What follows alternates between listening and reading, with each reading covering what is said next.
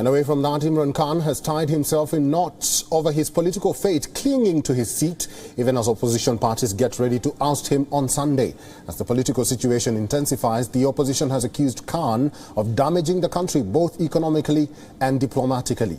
On the diplomatic front, relations between Pakistan and the United States, already on shaky grounds, have soured this week after Prime Minister Khan hyped up a letter from a foreign country which he alluded was the United States and claimed that there was an international conspiracy to unseat him.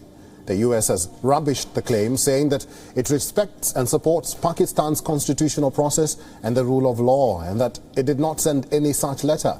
Pakistan, meanwhile, has issued a démarqué to the US over the alleged secret letter. As per sources, a senior US diplomat was summoned by Pakistan's Foreign Affairs Ministry today. The step was taken after a meeting by the Pakistan's National Security Council on Thursday. Moody's Investor Service has warned that the no-confidence motion against Prime Minister Khan would only increase economic uncertainty in the country amid rising inflation and widening current account deficit and depleting foreign exchange reserves as the holy month of Ramadan approaches. Pakistani citizens who are already squeezed by inflation are feeling the pinch of rising prices. The country's debt-ridden economy has long been hounded by problems from a wasteful and inefficient power sector to weak tax collection, poor productivity and minimal value-added exports. After a failed vote on Thursday, Pakistan's National Assembly is now set to meet on Sunday to debate and even vote on on Imran Khan's future. The Prime Minister has issued a whip to his party members to not attend the session on any date when the no-confidence vote is on the agenda. But the numbers are not in Khan's favour. The opposition claims to have 177 lawmakers on its side, comfortably above the halfway mark of 172, while the PTI only has 155. In all likelihood, Prime Minister Imran Khan will lose, and the next Prime Minister of the country will have two big issues to deal with: a crippling economic crisis and soured relations with a powerful ally.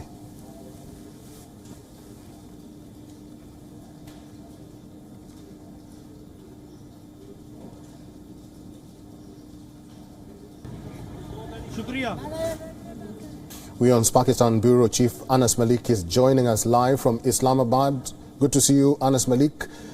How do you assess the latest political developments? Well, Eric, there's a lot of drama that is unfolding ahead of the vote that's in less than 48 hours from now. The Pakistani Prime Minister has received a credible threat.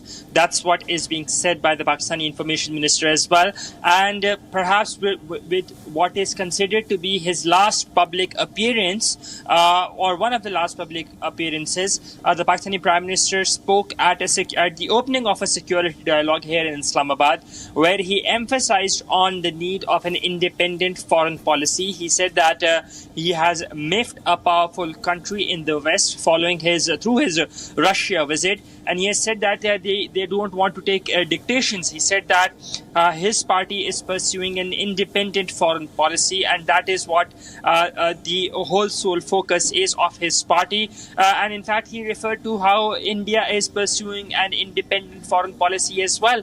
He said that despite of Russian sanctions, India is going ahead and buying oil from Russia, and yet at the same time it's part of the Quad as well, so it maintains a balance. He also made a reference to the UK Foreign Secretary's statement, and then he said that he wanted to draw parallels that if Pakistan would want to pursue an independent foreign policy, then it is willing to pay the price come what may. This is what Prime Minister Khan implied during his address, during what is presumed to be one of his last public appearances. Not just that, he also spoke on the possible mediation that is being done, or rather his focus on mediation. He made a reference to Saudi-Iran mediation, or the efforts for that the Pakistani side did try to do on that, number one. And number two, he referred to how he got a call from the European Union Council's President and President Zelensky as well, asking him to what he said that since Pakistan was neutral, therefore it was imperative for Pakistan